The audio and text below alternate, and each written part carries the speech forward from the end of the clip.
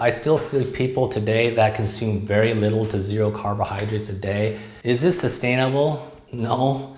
The reason why people lose so much weight when they go cut out their carbohydrates from their diets, like that Atkins diet, it was really popular about 10, 15 years ago, and it still kind of lingers still today. Well, in the induction phase, which is the beginning of the diet, you cut out all carbohydrates. When you cut out all carbohydrates, you drain all your body of the glycogen, right? And all the water that was inside. And people can lose around 10, 15, 20 pounds of water, seriously. And they go into this something called ketosis. Ketosis is where you burn fat inefficiently, so you tend to burn more fat. And that's okay, but again, your brain needs about 100 grams of carbs just a day just to be able to think clearly. So when people drop it under 100 grams, I mean, you'll have trouble thinking and remembering things, and you become spacey and sometimes irritable. It's not a cool way to be living. But however, you know, bodybuilders do this on purpose. I teach them because I teach them, you know, obviously we have a plan and strategy, and we practice technique like weeks out before a show.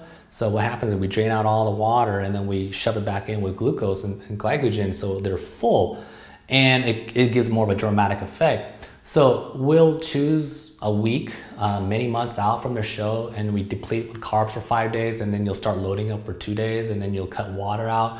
So what happens, so what we're doing when you're loading, you're shoving all this glycogen back in your muscle cells, and when you stop drinking water, all that water between your skin and your muscles gets sucked into those muscles, and you look ripped and shredded and full of muscle. Right? But if you eat too many carbs, you spill over, what they call it, and you look smooth on stage.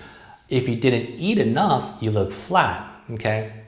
However, the other dangerous problem is if you're not a bodybuilder, you're just doing this because you're overweight, and this especially happens to the people who are obese. And remember, they got to being obese from overeating for many years, so it's certainly a psychological trait. You can't get to be 300 pounds by eating normal. So they go on this Atkins diet where they cut out all their carbs, and they do this for about 3 weeks. By the 4th week, they're looking at that chocolate, cake, or pizza with love and affection, and eventually they're going to say, you know what, forget this. I can't resist this no longer, and they're going to end up eating the whole cake or pizza eventually. So they eat the whole pizza with all those carbs, and what happens is their body will start to overcompensate, and instead of putting one molecule and 3 times the amount of glycogen, like I just mentioned earlier, it still has to remain that ratio. So now it puts in 9 times, okay, the amount of water in the cell. So the muscle cells will get bigger and bigger until they can't hold water anymore, and they'll actually tear, and water spills over. When water spills over, it's called third spacing. Name a muscle in your body that cannot afford water and tears in it. Your heart.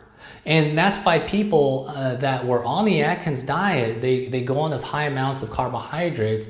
There were cases that people died of a heart attack. So if you're going to do this, you need to make sure to be coached to slowly increase carbs back into your diet. My advice would be to add about 25 grams of carbohydrates a week.